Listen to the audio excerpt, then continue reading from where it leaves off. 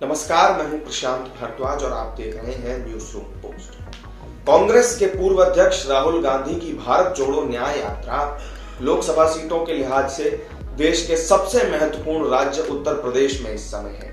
UP में कांग्रेस के पुराने किले अमेठी या रायबरेली में इस यात्रा के दौरान सपा के प्रमुख अखिलेश यादव इसमें शामिल होने की उनकी संभावनाएं थी।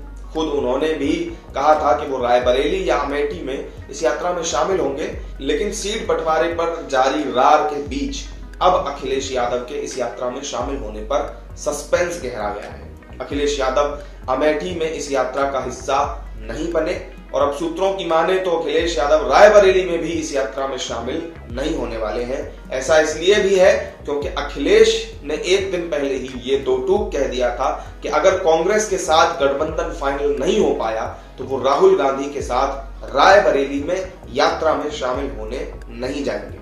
अखिलेश की पार्टी ने कांग्रेस को 17 लोकसभा सीटों का फाइनल ऑफर भी दे दिया था।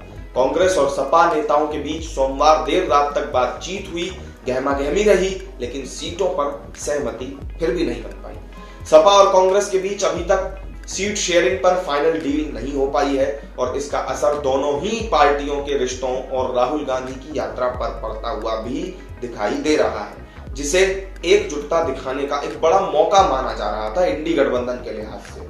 कांग्रेस मुरादाबाद और बलिया की सीट भी मांग रही है, लेकिन सपा इसके लिए तैयार नहीं है और कहा यह भी जा रहा है कि मुरादाबाद को लेकर समाजवादी पार्टी समझौते के मूड में कतई भी नहीं है।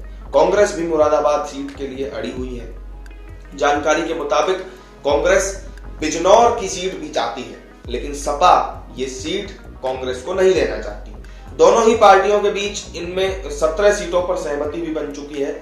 जो 17 सीटें हैं उनमें अमेठी, रायबरेली के साथ ही वाराणसी, प्रयागराज, देवरिया, बांसगांव, महाराजगंज, बाराबंकी, कानपुर, झांसी, मथुरा, फतेहपुर सीकरी, गाजियाबाद, बुलंदशहर और हाथरस, इसके अलावा सहारनपुर की लोकसभा सीट भी शामिल है।